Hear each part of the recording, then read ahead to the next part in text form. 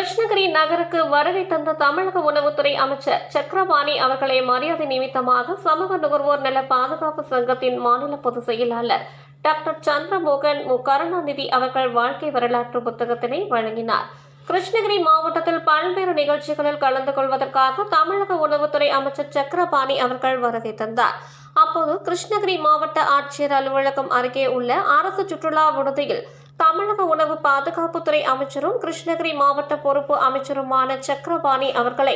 மரியாதை நிமித்தமாக சமூக நுகர்வோர் நல பாதுகாப்பு சங்கத்தின் மாநில பொதுச் செயலாளரும் மற்றும் முன்னாள் தமிழ்நாடு அரசு பொது விநியோக திட்ட ஆலோசனை குழு உறுப்பினருமான டாக்டர் சந்திரமோகன் மரியாதை நிமித்தமாக சந்தித்து முன்னாள் தமிழக முதலமைச்சர் கலைஞர் அவர்களின் வரலாறு குறித்து புத்தகத்தை வழங்கி பேசும்போது,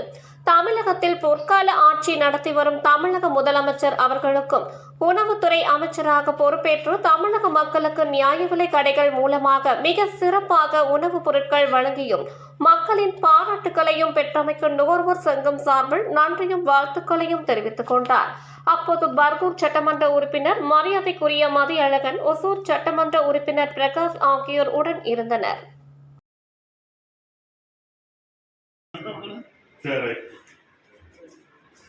வீடியோ